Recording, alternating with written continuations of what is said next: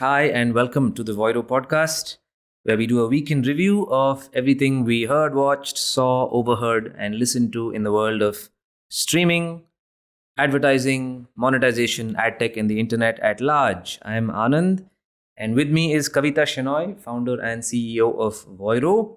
How are you doing, Kavita? Hello, hello. I am happy to be back in beautiful Bangalore. We've had a great trip to Singapore. We met a whole bunch of people. We had a lot of, I want to say, kane mochi, which is Yeah. the frozen mochi ice cream.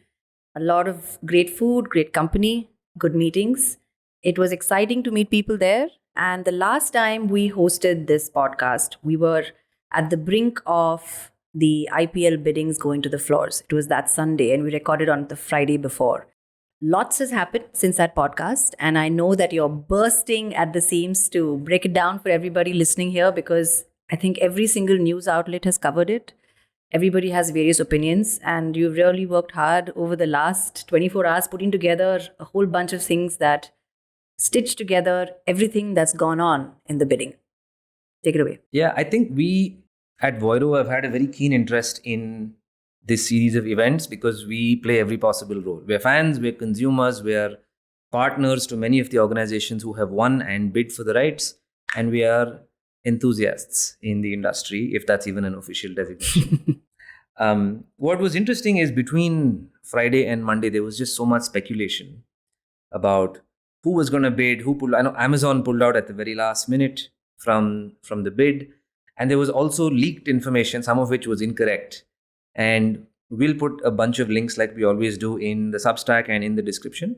But I thought I'd take a second to just summarize it, given where we left off. So broadly, there were 4 packages that were up for bidding in this auction. And I know when we were talking on, I think Friday or Saturday in Singapore, one of the things we were curious about is how it would go down. Is there a portal? Is there a website? The BCCI did this as an e-auction this time, and it was something that they set up using a company called Mjunction, which is a joint venture between Tata Steel and the Steel Authority of India. And so I was asking my colleague Rohan earlier today about auctions in the steel industry, and apparently that itself is a massive practice and science. I didn't know that they had mock auctions on June 6th. And Amazon, Disney, Z, Sony, Viacom 18, Sky Sports, Google, Dream 11, MX Player, and Supersport from South Africa all participated in the mock auction. And so this was clinically run, and the BCCI was big on making it very transparent. And they had a bunch of practices in there about who could see which bid. And apparently, till the highest bid was visible on screen, nobody could even view who had bid what. So they tried to make it extremely transparent. How exciting! Yeah, it must have been fun to be in one of those rooms with, I'm sure, analysts in the room and strategy folks sitting behind the scenes. But Mjunction created this bid, and there were 4 packages up for grabs: package A, B, C, and D. A was television in India, B was digital rights in India, C was a bouquet of non exclusive rights, which totaled about 24 matches, about 25% of the tournament, just over 25% of the tournament. And interestingly, bouquet C is a flexible bouquet because every year the IPL is trying to add more teams to the league. It was 8, then it became 10, then it became 8 again. Now it's back up to 10 teams, and they're looking to grow the number of teams in the league. And so the bouquet will then increase as the size of the league goes up. So it's flexible. But the bouquet is non-exclusive, and it added an interesting twist because for the first time, there was no composite bidding. You couldn't bid for everything all in at once. But also, too, C has a very strategic play to it because technically you could bid for package B and get digital rights, but you don't want anyone else in the door. So anyone who won the rights to package B had an automatic right to bid 5% more than the highest bidder in package C. So you would basically create exclusivity and throw them out, which is what eventually happened. And then there was package D, which is worldwide television and digital. And I think when they say worldwide, they're largely referring to the Middle East and US. Rest of the world, basically. Rest of the world. The bids were also on a per match basis. So, despite all the broad numbers we've heard league wise, the bidding actually was on a per match basis. So, the BCCI set the base price of television at 49 crore or $6.2 million per match. Digital, which was package B, was 33 crore or 4.2 million per match. And for me, that's an interesting signal because you're already saying that the base price for television is 48% higher than the base price for digital. Then there was something called a minimum incremental bid, which was 50 lakhs or $64,000. Package C was set at 11 crore per match, $1.4 million, and package D was 3 crore per match, $400,000. And every package gave the winner the right to do this for the adjacent package. So if you won package A, you could bid for package B. B, you could bid for package C, and so on. So then it all went down in those 2 days, and we got our alerts while we were out on the road. We were hearing from everybody on Twitter and LinkedIn, as well as folks in our office. And here's how it finally went down. Package A, which was television in India, was won by Star and Disney, and therefore the Walt Disney Company at large. And they ended up bidding a total of 23,575 crore or $3.02 billion for the television rights. Which of course has one group of pundits going in one direction and saying, all right, TV is still around, TV is still big, and it's still big enough for someone to bid for an exclusive package just for television in India. Packages B and C went to the Viacom 18 group for 23,758 crore, which is 3.05 billion. Which for me is immediately saying the gap between the television per match base bid and the digital per match base bid, which was set at 48%, the eventual winner had a delta of 14%. That's a sign that the value of a digital bid is definitely approaching that of television. Package D, the worldwide TV and digital rights, went to Times Internet for a total value of 1,058 crore, which is $14 million. So that's how it all went down. Times Internet started off at the top of the pile back in 2008 or 9, whenever they started IPL. Yes. Yeah. So those are the results. And I was very intrigued to sort of put all this data together and also study the list of folks who were in the mock auction and then the folks who actually participated in the actual auction. So why do you think they dropped off between the mock auction and the real auction? I mean, we read about it in the press as well that Amazon had dropped out or somebody else had dropped out from between the mock and the final. In the mock, did they actually release all of these packages and tell them exactly what was being done? They did, but I don't think the actual numbers are out in the public. Sure. Because it was mostly to test the platform and make sure that all the transparency that they were pushing for is maintained. So basically the rules of the game at that point in time. Yeah. So I'm assuming at that point when you're told the rules of the game, you're kind of saying, okay, I really don't want to play this time around. I guess. The participants for the mock auction had to participate in a tender, in an IPL tender, which was put out by Mjunction. Yeah. I want to say many months ago. And yeah, that's how it went down. So I am excited as Mjunction has seen Steel and now IPL. Yeah, they also did the BCCI rights in 2018. So they've gotten a good at cricket rights. Yes. And they do it well. I would love to look into that technology at some point, but they seem to have done it well. Well, excellent.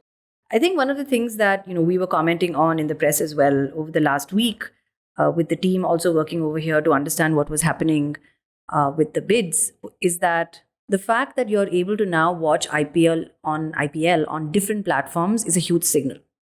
It's not going to be consolidated into just one player, and they're trying to spread out the ability for success. And what you said about package C, which was growing along with the game in itself, is great because it kind of takes away the friction of who's going to sort of bankroll this team in terms of advertising in the future or any kind of revenue stream in the future if a new team has to come up, versus trying to go again into a different tender, different bid, etc. And it signals the longevity of the sport, which was something that, if you remember, somebody tweeted online saying back in the day when they had started off with IPL and that they were actually, I think there was Parminder Singh from MediaCorp. He had tweeted and he had said that, when he had started off with IPL at the time and selling packages, people didn't want to be associated with something that felt seemingly short term, and look where we are. And there's a lot of stuff that's happening on IPL, but the point that you made on digital being the forerunner looks like the forerunner right now in terms of how much it has caught up with the deficit in TV and the kind of people that have actually bid for IPL, which I know that you're going to go through, where it could be a huge signal as to how much prep happened to actually acquire these rights. It isn't serendipitous. It isn't something that happened by chance. It was an extremely well managed, meticulous plan of companies coming together and great minds in the industry coming together to actually acquire these rights. IPL for me, and I think this entire company is the heartbeat of what we do in content and technology, because it's the largest canvas, especially for India, for companies to experiment in terms of technology, in terms of the type of content. I'm excited to see what happens with IPL in the future, because I truly believe that if we want to increase viewership, we have to take IPL to where new viewers are. So I'm hoping that companies like Viacom 18 and Star will start partnering up with other streaming companies or other applications like the short video apps of our time, and try to do something that's far more innovative than trying to only drive viewership to their apps. Control the content, monetize that content, because that content now belongs to you, and you have such a long leash on that content now. You have 5 years. So it's a great sign for us in terms of the jobs that we're going to create, the talent that we're going to see, the content that we're going to create, and the kind of IPs we're going to create over time is something that I'm excited to be a part of, both as a consumer and as a business. I know that you have a lot of insights on the whole Paramount Reliance Yes. bit. Yes. Go ahead. It's been months now where the market has been making moves, acquisitions, hiring of very, very key leadership personnel, and investments. If you look at the Viacom 18 conglomerate now, James Murdoch and Uday Shankar put together Bodhi Tree Investments that put down a $5 billion investment, I want to say, in the Reliance Group, which owns Jio Ad Server, Jio TV, Viacom 18, the Network 18 group. I was reading a blog by a streaming pundit called Evan Shapiro, who basically said that this is a masterstroke by James Murdoch, and the winner is Paramount plus Reliance.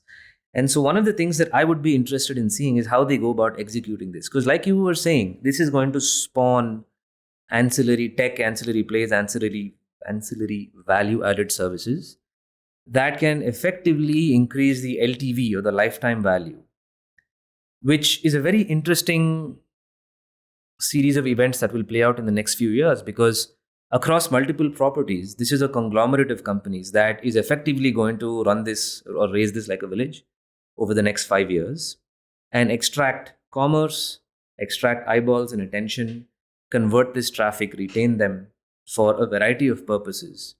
Because there was a lot of talk through the last few months about how the direction in which bid values are going is just unsustainable. And it truly is. Harsha Bhogle put out a tweet on the day of the auction where he said, damned if you do and damned if you don't. Because if you walk away, you don't get a shot at this at all. But if you do, you're going to get a shot at doing this, which is a very, very hard task to execute.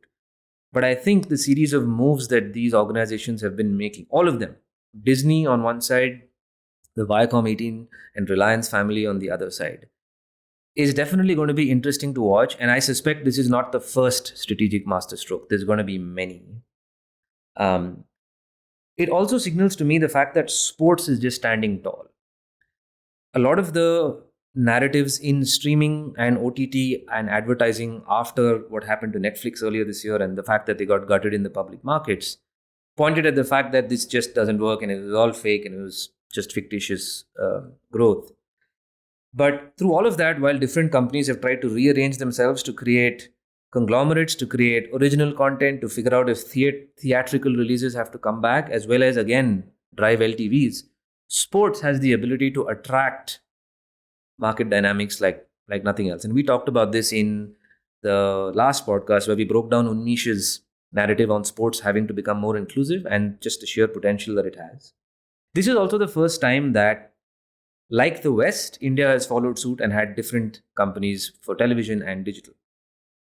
But the IPL now is second only to the NFL in the United States in terms of the cost of rights per match. The NFL is 17 million per match, but the IPL is now at 15 million if you combine television. It's a very close gap. Yes.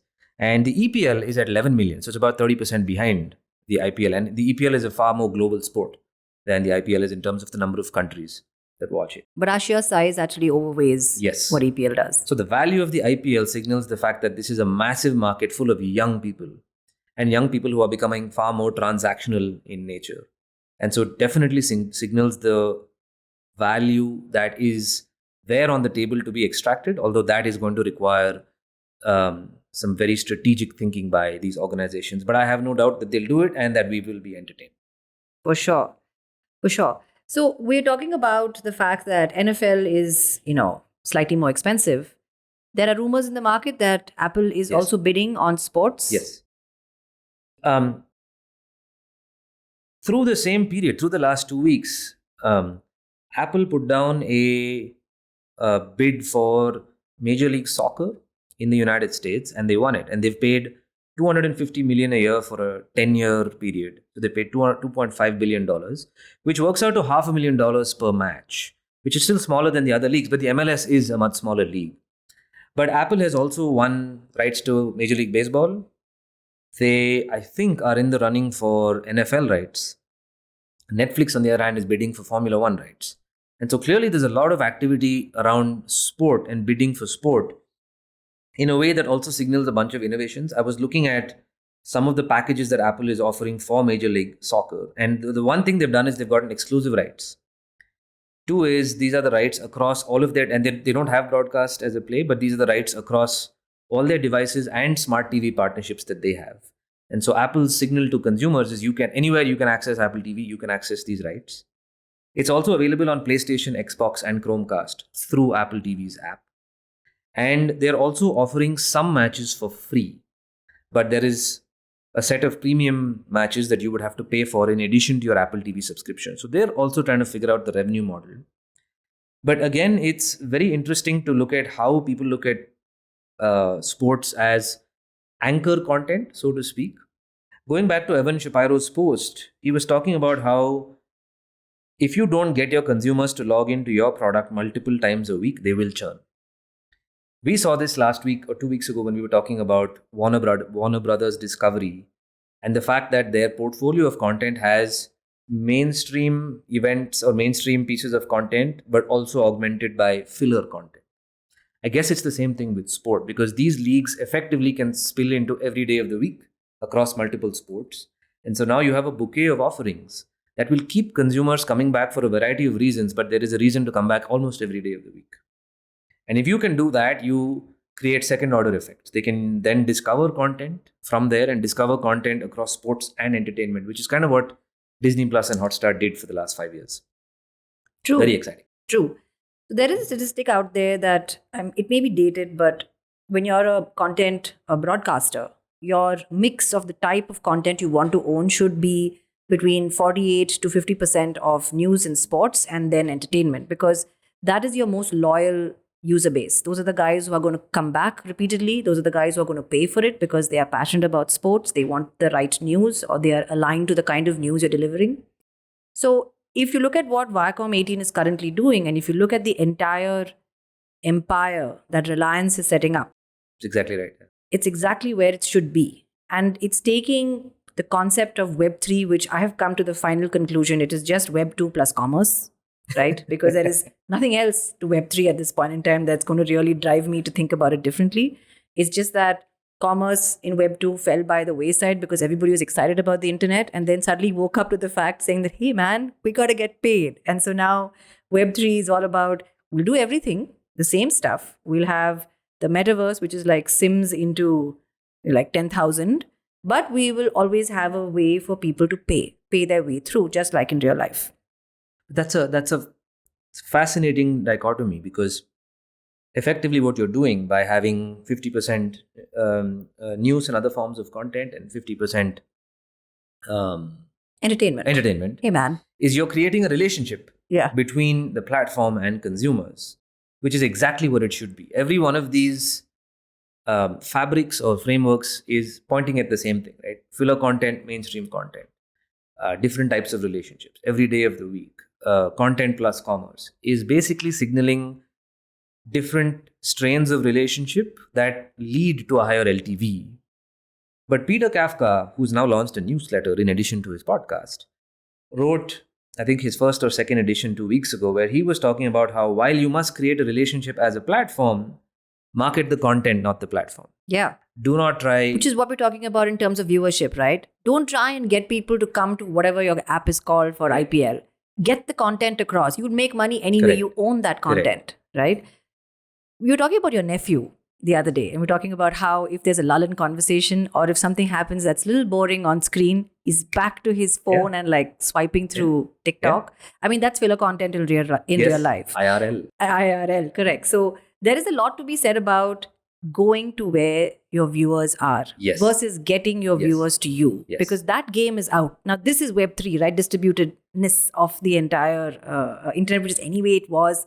I'm still really annoyed by this Web3 perspective. But the point is that I'm hoping that the new owners of the IPL rights really break out of this archaic way of thinking, which is trying to build a platform with the content, but owning that content and really harnessing it to spread it out to the internet. Absolutely, right? And I think there is only out-of-the-box thinking ahead of us. There seems to be this ability, if you're talking about marketing your content and not the platform, you can market different types of content differently because you have all of those pipes available. It's okay, for example, to be Netflix, to have original content and do a theatrical release before you put it on the platform. You don't have to say that I have only one option, because theatrical releases, and I finally went and watched Top Gun, by the way, and I was blown away. Oh, thank God. I did. I couldn't stand the number of people around me who were talking about it and throwing references in. If it was not for GIFs. Copyright and Santosh standing in the corner saying no, I would have definitely played the anthem right now. I might go again this weekend. But put them in theaters if that's what it needs. Put them in different forums if that's what it needs. Find a way to be strategic about every piece of content. I'm thinking you can be strategic about every match. Yeah. You don't have to have the same approach. And you can definitely increase subscriptions. I mean, today, if I'm a user who wants to watch a content without ads, I'm willing to pay a pretty price for it. I'm not looking to get subsidized. If I was, then I'd look at the content with ads. That's trying to understand the psyche of this consumer and making your money on it, because this content is expensive. And I want to be able to dictate the kind of experience that I have as a consumer. So give me that choice, right? Anyway, this has been an excellent session. I like the way that you broke down everything on the IPL bid, and I'm fascinated by the entire auctioning process, as we always are. I'm excited about the next 5 years. And I'm excited to be a consumer at this point in time. First and just foremost. entertain me, man. That's it. Okay. Thank you, everybody, for joining us for this week's short but very informative podcast. If you have any questions, if you want to comment on this or jam with us on what's next with IPL, drop us a line.